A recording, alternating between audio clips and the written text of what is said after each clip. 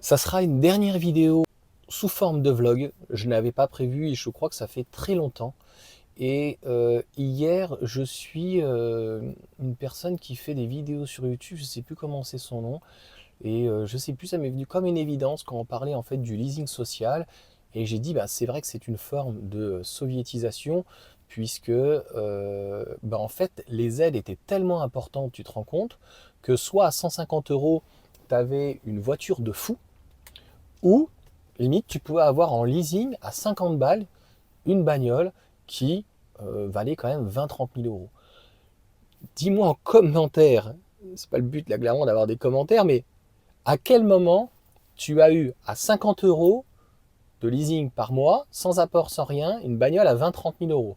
À quel moment tu as eu à 150 euros par mois une Cupra Born avec 230 chevaux et une grosse batterie de 77 kWh, une voiture extrêmement performante?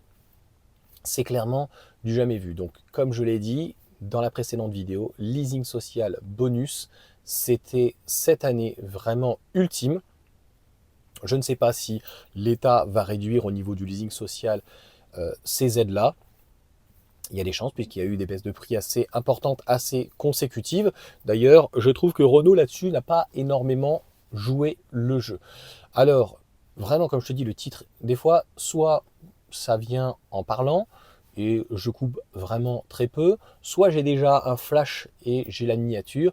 Et là, pour moi, c'est vraiment leasing social 2025. Ça va être de la soviétisation. Euh, la soviétisation, c'est une sorte de communisme un peu 2.0 aujourd'hui plutôt, où quand c'était le communisme, tu avais une certaine aussi hiérarchie, que ça en déplaise en fait à nos communistes gauchos, c'est-à-dire que tout le monde avait une Lada, mais les dirigeants, eux, ils avaient une voiture un petit peu mieux. Donc c'est le lissage de l'individu nivelé par le bas. C'est ce que nous vivons d'ailleurs actuellement. Là, nous avons dû d'ailleurs déscolariser notre fils dans le privé parce que c'est une catastrophe aujourd'hui. Nous avions rendez-vous avec la directrice et il y a dans la cour de récréation des propos qui sont pro-Hamas, qui sont pour la Palestine. Moi, je dis à mes enfants, la guerre c'est mal, on n'a pas à prendre parti. L'Ukraine ou la Russie, c'est pas notre problème. C'est peut-être égoïste, je sais pas, certains vont dire, mais non, mais il faut qu'on y aille. Il faut qu'on aille au casse-pipe. Non. Je pense qu'il n'y aurait pas de guerre s'il n'y avait pas d'ego et si en fait il n'y avait pas des encenseurs qui foutaient la haine. Donc je ne pense pas que j'irai me battre pour mon pays. On verra ce qu'il adviendra. On a des gens aujourd'hui, des acteurs de crise un petit peu de partout, qui justifient d'envoyer des armes, d'envoyer des hommes, d'envoyer surtout beaucoup de pognon. Pour moi, euh, la paix de toute façon, c'est l'angoisse vraiment du marchand d'armes. Euh, tout ce qui a de toute façon été fait à chaque fois dans le développement, dans le nucléaire, dans d'autres choses, etc., ont toujours été extrêmement néfastes, puisque toutes les choses que nous avons aujourd'hui, la 4G, la 5G, 6G, le Wi-Fi, Internet, etc., toutes ces choses-là sont à la base des choses développées pour le militaire et pour détruire l'autre. Donc moi concrètement, c'est des choses que je ne cautionne pas. J'ai toujours essayé d'élever mes enfants d'une manière pas pacifique, mais parce que je ne me laisse pas faire dans la vie, mais la manière la plus paisible dans le partage. Et les autres, dans le sud, on appelle ça un inculé. Voilà. Et en fait, il n'y a que des merdes. Et donc là, notamment, j'ai arrêté la vidéo parce qu'on discutait avec ma femme donc pour remettre nos enfants finalement dans le public. Il est hors de question de ma vie que je remette mes enfants finalement dans le privé. Et au collège, c'est 2 000 € la scolarité avec 8 € le repas. Quand tu vois que Flunch ou d'autres arrivent à te faire des repas pour les enfants pour 5 €, comment ils font à 8 € subventionnés par l'État encore de 5 € je crois, hein, donc ça veut dire 13 €. Donc 8 € le repas. Moi, j'ai dit, il est hors de question que je mette 300 € par mois. C'est ça la soviétisation du monde. Et là, je tombe. Alors, je le savais, mais la maîtresse, la directrice, donc que ma femme appelle donc pour revenir dans l'établissement de notre école, alors pas là où malheureusement mon fils était harcelé, mais un peu plus loin. Elle me dit, bah écoutez, dans le privé, alors je suis pas sûr que ça soit le cas dans le privé, le niveau est un petit peu au-dessus, mais dans le privé, il me dit, on a l'habitude de retrouver donc ces enfants de cette ville-là, donc faut pas stigmatiser aujourd'hui. s'il vous plaît, monsieur. Donc une dame quand même qui a 40 ans de métier. Elle me dit, on en récupère. Ils ont un niveau, ils ont 2 ans de retard. Voilà. Fini. Donc, j'en avais déjà parlé dans différents vlogs ou quoi, qui est la fabrique à neuneux, qui est que moi, en fait, on fait des enfants, c'est pour les aimer, c'est pour leur transmettre, c'est pour leur partager notre savoir, c'est pour essayer en fait de les cajoler. Des fois, quand ils sont difficiles, ils sont corrigés, n'en déplaise en tout cas à certains. Mais aujourd'hui, en fait, tu n'as plus rien le droit de faire. C'est-à-dire que tu n'as plus le droit de corriger ton enfant, tu n'as plus le droit de lui dire que ce qu'il fait, c'est mal, et puis tu lui apprends donc la paresse. Donc ça, c'est des idées vraiment extrêmement néfastes de gauche et de communistes 2.0 qui, voilà, on donne plus de notes, on met des A, des B, ça veut plus rien dire à l'américaine. Et on a des enfants qui sont de plus en plus abrutis. Bon, on le voit même, même au lycée, des fois, il y en a qui ne savent même plus écrire. Donc, c'est une catastrophe. Tu en arrives des fois, j'ai des commentaires sur le leasing social qui arrivent me dire « Non, mais voilà, la voiture électrique, c'est hors de question, j'avais de ma vie, c'est encore trop cher. » Quoi 10-15 000 km tu vas faire par an, tu vas économiser pratiquement 100 ou 200 balles par mois d'essence. Et en plus, tu as une maison, tu vas pouvoir recharger la maison et t'es pas content. T'es teubé en fait. T'es pas un arriviste, t'es un teubé, toi. T'es vraiment, voilà, bête. Bête, bête, bête. J'ai pas d'autres mots, tu vois, je veux pas insulter, t'es con, un abruti, non, t'es bête.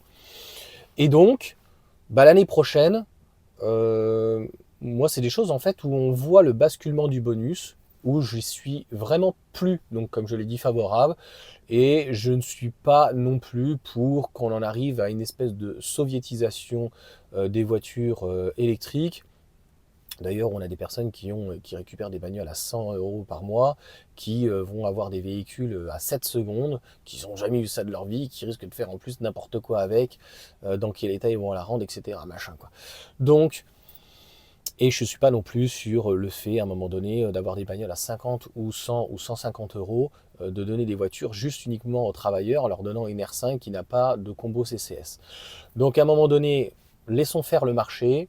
Mais non, le gras en tout cas est vraiment trop juteux pour les constructeurs, donc ils ne vont pas lâcher et je pense que ça va défavoriser le principal qui est finalement Tesla. Et peut-être que l'année prochaine, avec une compacte à 30 000 € aux alentours TTC, nous la retrouverons peut-être dans le leasing social parce que des gens, notamment comme Maxime, pensaient que le modèle Y, il allait y être. A priori, ils n'ont peut-être pas voulu jouer le jeu, mais peut-être qu'une compacte, ça sera le cas. En tout cas, cette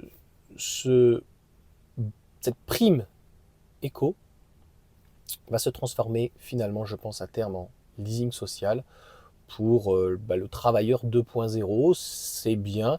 Moi, je suis désolé, alors autant qu'il y a des gens qui sont anti-VE, moi je suis anti-transport en commun. Et j'ai des arguments. Heureusement que j'ai pas trop d'odorat. Les gens, ils puent, ils fouettent, ils puent du calfouette. J'ai failli te filmer, j'étais dans Paris, dans le 5e, mercredi. Les vélos en autopartage, là, ou électriques, ou tout ce que tu veux, ils sont par terre, ils sont défoncés. Les gens ne font attention à rien. Aujourd'hui, d'ailleurs, à l'éducation nationale, mis à part en fait apprendre aux enfants comment on doit trier une poubelle ou ils leur apprennent dans le civisme que c'est pas bien la voiture et qu'il faut prendre les transports en commun. Bon, moi je veux bien du commun, mais à un moment donné, quand tu as des gens qui ne parlent même plus la langue avec toi, pour communiquer, ça va être un peu compliqué. Et donc les gens sont crades, ils font n'importe quoi. Tu sens que des fois, tu as des gens qui sont louches. Tu te dis, mais en plus, voilà, ils sont vraiment pas propres, ils se lavent pas les mains, ils toussent dessus, ils parlent fort. Enfin, voilà, je vois des fois, moi je vais assez peu au restaurant, mais même des fois, ça peut être du 4 sup. Les gens sont vraiment mal élevés. Donc, les gens sont mal élevés, que ça soit du bobo ou du cassos. Et moi, si tu ne verras jamais, entre guillemets, sur ma chaîne, déteste ce mot-là, donc en tout cas de ma bouche, prenez le transport en commun. Je n'y crois pas. Je connais plein d'amis qui le font, ils sont ravis. Je préfère encore prendre une trottinette électrique, un vélo électrique, quelque chose qui est individuel. Je l'ai fait plusieurs fois quand j'étais plus jeune, il y a 20 ans, d'emmener une nana notamment qui était dans ma même ville quand j'étais dans le Var, et pour l'emmener en alternance dans un truc qu'on faisait et tout, moi je travaillais déjà en alternance et j'étais tout le temps tributaire et des fois il fallait que j'attende une demi-heure pour machin. Donc en fait, j'en ai marre d'être le dindon de la farce et en fait ces gens-là qui sont complètement assistés, parce que c'est ça en fait la soviétisation, c'est-à-dire que c'est pire qu'avant. Euh, le communisme, c'était tout le monde travaillait aux mêmes horaires, un peu comme aujourd'hui 35 heures, et tout le monde était nivelé avec un SMIC, tu vois, enfin un SMIC de l'époque, et que tu travaillais ou pas, de toute façon, tu étais nivelé. Et donc, à un moment donné, il faut quand même produire, il faut faire un chiffre, il faut produire, il faut émettre une énergie ou des chiffres, un rendement, et donc, eh ben, c'est des fois un petit peu comme dans certaines communes où certains fonctionnaires, bah, il y en a qui travaillent et il y en a qui ne travaillent pas. Voilà, et donc les autres doivent compenser pour les autres. Ça, dans une société capitaliste, je préfère, c'est au mérite. Ça me fait penser voilà, concrètement à ma femme qui avait 13 dossiers par jour et qui en faisait 25, elle n'était pas payée plus et elle avait des collègues qui arrivaient encore à se plaindre avec 10 dossiers. C'est une honte. À un moment donné, tu as un objectif qui est par contre réalisable et raisonnable, et si tu travailles plus, tu devrais gagner plus. Je crois que c'est la seule chose que Nicolas Sarkozy clairement a fait de bien à ce moment-là. Et puis après, il y a eu Hollande, c'était l'horreur. Lui, il a fait pire que Sarkozy. Hein, il y avait 50%, tu avais en dépassement, etc. sur les heures sup, et tu es passé à 110%. Enfin, un gros arnaqueur. Ces gens-là, ce sont des tirs au flanc. Ce sont des gens qui ne font rien de leur vie, ce sont des gens qui ne sont pas capitalistes, qui n'ont jamais produit, hein, comme de toute façon un politicien malheureusement, qui parle de choses, mais il n'a jamais été entrepreneur ou quoi que ce soit. Mais il y en a qui sont cool, hein, des politiciens, mais il y en a, franchement, c'est des assistés aussi. Ils ont un chauffeur, ils ont un logement de fonction, il y en avait un autre, il avait un logement de pratiquement 1000 mètres, et en gros, il avait 5 enfants. Je ne sais plus comment il s'appelait celui-là. C'était un ministre, il s'est fait griller et il avait 2 femmes de ménage. Parce qu'ils font rien, ces gens-là. Des assistés. Et bah, clairement, je pense que l'année prochaine, c'est ce qu'on va vivre en fait avec la voiture électrique. Parce que malgré tout ça, elle a quand même du mal à se vendre. La voiture électrique, c'est très compliqué. Les constructeurs, bah, on voit qu'à la R5, honnêtement, elle ne viendra pas démocratiser. Donc concrètement, elle est trop chère. Encore une fois, elle ne viendra pas démocratiser. Le premier véhicule ne viendra pas démocratiser en fait la voiture électrique. Donc, ça va pas dans le bon sens. Il n'y a vraiment que la IC3 aujourd'hui, peut-être une ID2 par la suite. La Dacia Spring est quand même très chère, hein. C'est quand même 20 000 euros. Il n'y a plus de bonus, hein, aux alentours des 20 000 euros. Alors tu me dis, oh oui, mais on ne peut pas parler du prix, on ne connaît pas. Bon, alors on ne parle pas du Dacia Spring, le nouveau. Celui actuellement, il est à 20 000, à peu près entre 19 et 22 000. Donc, ça fait quand même cher pour une voiture 4 places. Donc, c'est dans le coin. C'était intéressant quand c'était 100 balles en leasing parce qu'il y avait le bonus ou quoi que ce soit. Donc, encore une fois, moi je ne suis pas hypocrite. Les gens qui, peu importe que tu aies les moyens, que tu n'aies pas les moyens, tu as tout à fait raison de profiter du système. Tu as tout à fait raison, il y a quelque chose qui est mis en place. Mais on peut quand même le critiquer, ce système, en disant que bah, ça va pas, ça n'émancipe pas. Il faut toujours rendre dépendant, que ce soit avec les médicaments, que ce soit avec la santé, que ce soit avec les hôpitaux, que ce soit économiquement, que ce soit avec les HLM, la CAF, les machins, les logements sociaux. En fait, il faut pas, surtout pas émanciper un propriétaire. C'est ça que les gens n'ont pas compris, mais tu es quand même dépendant, machin. Alors, le tout, c'est d'être le moins dépendant possible. Le moins dépendant possible, c'est être propriétaire, avoir remboursé son crédit. Ça veut dire que tu n'as pas une banque derrière qui te tient les couilles, malheureusement. C'est aussi l'idéal à terme du panneau photovoltaïque avec des batteries, de pouvoir énergiquement derrière, d'avoir sa voiture qui recharge donc avec ses batteries et ses panneaux.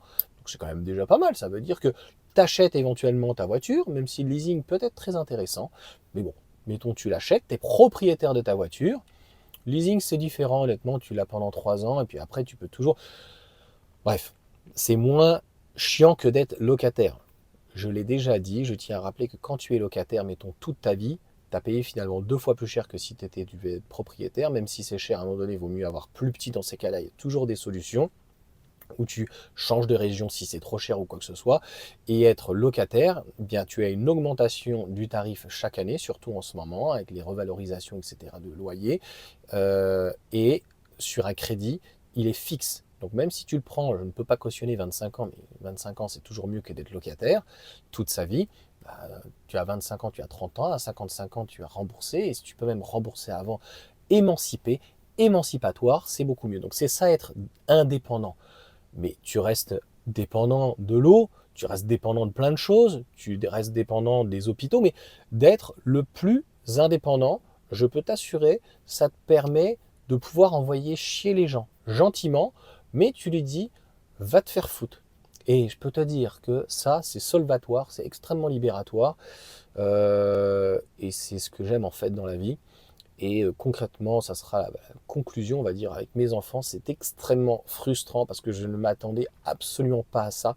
Je ne m'attendais pas, en fait, après m'être libéré, entre guillemets, du patronat, je ne m'attendais vraiment pas au fait de devoir subir, vraiment subir, non pas mes enfants, mais de devoir subir la connerie. J'étais en Vendée, on était à la piscine, je discutais avec des papis-mamies, parce que moi je discute un petit peu avec tous les gens dans la rue et tout, et puis ils discutaient avec nous, et il me dit, pareil, bah, notre petite fille qui est au Mans, enfin du moins notre fille avec notre petite fille qui a 4 ans, la petite, elle a dit va te faire foutre à 4 ans. Il dit de toute façon, tu peux pas me taper, tu peux me rien faire, machin ou quoi.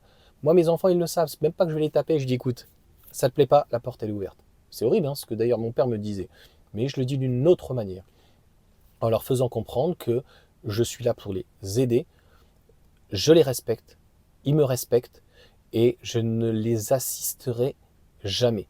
C'est ça la différence en fait entre être dépendant, indépendant, aider, soutenir financièrement quand tu as la possibilité d'aider tes enfants ou quoi que ce soit, à de les aider, les propulser, mais les subventionner. Aujourd'hui, moi je le vois au niveau des amis, des voisins ou quoi que ce soit, il y en a, ils ont 25 ans, ils sont encore en études, le gars il a déjà redoublé 2 fois. J'aime pas dire, tu vois, le gamin ou quoi machin, il a 10 ans de moins que moi, et à un moment donné, vas-y, fais en alternance quoi. Qu'est-ce que tu fais des études ou quoi? Il a un logement sur Paris à 800 euros et c'est papa-maman qui paye. C'est d'ailleurs pour ça que je ne mets pas en fait mes enfants dans finalement le privé, parce qu'il est hors de question. Pour un de mes fils, je débourse 300 euros par mois. J'ai dit à mon fils Nolan, je lui ai dit, je mets l'argent de côté, de toute façon, voilà, directement là ou quoi machin, j'attends que tu aies 14 ans, tu fais attention de ne pas écraser une vieille, parce que tu te rends pas compte que c'est compliqué en fait d'avoir un enfant donc, qui a haut potentiel, il ne fait attention à rien, même pas à lui, et bah voilà, à 14 ans, tu auras ta petite voiture électrique, et zoubida quoi, tranquille. Donc voilà pourquoi en tout cas ça sera un vlog, parce que il y a une partie que je raconte au niveau de ma vie, et ce pays, c'est devenu une tristesse au niveau des aides, et j'ai peur que l'année prochaine, en fait, c'est super que ça bénéficie à tous, mais ça devait donner un coup de pouce, et là c'est plus donner un coup de pouce, là c'est... On est à la limite, on est à la limite du n'importe quoi. Et là, ça sera n'importe quoi si l'année prochaine, vraiment, on reste sur des leasings sociaux comme ça, où on offre à 100 euros, 139 euros, une Cupra Born à 230 chevaux, et de l'autre côté, le mec va devoir se la payer 40 000 euros, et il n'aura plus de bonus. Là, tu vas m'entendre m'agacer. C'est d'ailleurs ce qui se passe par exemple à Guyancourt, qui était une ville communiste, gauchiste mais pas trop, un petit peu entre guillemets maçonnique on va dire, où il y a 50% de logements sociaux. Mais il y a pire ailleurs, hein. J'ai déjà vu à Nanterre ou d'autres endroits, tu as des immeubles, une partie privée, une partie publique. Donc une partie en fait, des fois tu as aussi une partie en achat. Donc le mec en fait au lieu de payer 5 000 euros du mètre carré, il paye 3 000. Ça j'y suis pas non plus pour. À un moment donné, tu as qu'à libérer des terrains, tu vas voir, l'offre va exploser et donc la demande ne pourra pas répondre et donc l'offre va diminuer le prix. C'est l'offre et la demande, tout simplement. Donc à côté, tu as les logements dits sociaux. Et eux, des fois, avec les aides de la CAF et les autres aides, etc., là, les APL ou quoi, ils ne payent rien. Et donc, le mec qui soit propriétaire ou même locataire, des fois, il va payer, mettons sur 2 pièces, 800 euros, et l'autre à côté va le payer 200 balles. Voilà. Sans condition. Que tu travailles pas, ou quoi que ce soit, sans condition. Parce qu'en Vendée, j'ai un ami pour le coup qui paye, qui est dans un logement social à 500 balles la maison, mais il travaille. Il travaille dans la commune, il y a une condition quand même. L'argent n'est pas magique. Et pourtant, on est surendetté, on dit qu'il n'y a pas d'argent, et on le dépense et on le dilapide. Donc j'espère en tout cas que l'année prochaine, on n'aura pas, encore une fois, une France comme on voit tout le temps, à triple mesure, où c'est toujours les autres, c'est vrai, qui payent, et il n'y a plus d'aide en fait pour tout le monde, et c'est seulement sous condition, et des offres franchement canon. Donc les autres qui l'ont utilisé auraient vraiment tort de ne pas en profiter, mais on a le droit aussi de, entre guillemets, j'ai le droit de dénoncer ce type d'offres qui sont totalement abusives, quoi. Voilà pour cette vidéo. Je vous souhaite une bonne soirée. Ça sera sans coup de gueule, un petit vlog à la cool.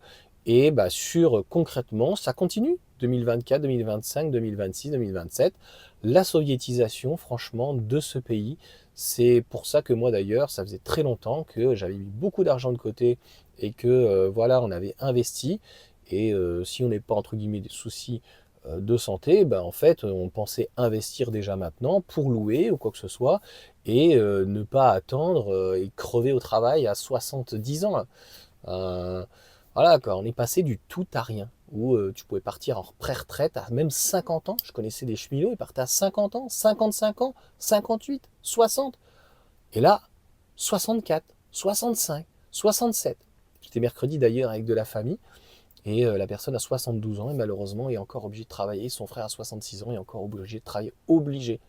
Voilà. Elle ne le fait pas par passion. Parce qu'entre guillemets, le travail, c'est le travail. C'est le bagne. C'est compliqué. Mais il y a des gens qui continuent en fait à travailler. Là, je n'aime pas ce mot-là. Ils font des choses qui leur font plaisir. Et donc là, c'est tout bénef pour l'État, puisque tu as déjà ta retraite et tu cotises encore pour la retraite, pour la prévoyance, pour tout ceci, pour les assurances, etc. Donc c'est quand même super à ce moment-là. Donc là, c'est émancipatoire, clairement, quand les gens ont envie de continuer. Mais quand tu subis la situation, moi, ça m'attriste. Ça me fait donc, nous, en tout cas, on a tout fait pour anticiper tout ça. Et bah, ça porte nos fruits, tu vois. Modèle Y, il y a encore 2-3 ans, parfois, je faisais 50 heures et puis en plus, je faisais donc des journaux. Il n'y a pas de honte à faire n'importe quel travail. Et j'allais sur Versailles avec une Laguna, une Logan que j'avais récupérée à 1200 euros, 1600 euros. Elle fonctionnait bien, elle avait 100 000 km. Donc une Logan complètement défoncée. Et moi, je m'en fous. Après, pour mon dos, clairement, je suis quand même très très bien, très content donc de l'électrique d'une manière déjà globale. Clairement, ça m'évite de débrayer au niveau des hanches, au niveau des jambes, etc. Et je suis très content en fait sur les économies et le confort qu'apporte en tout cas l'électrique et ce petit modèle Y. Allez, sur ce, bonne soirée et ciao.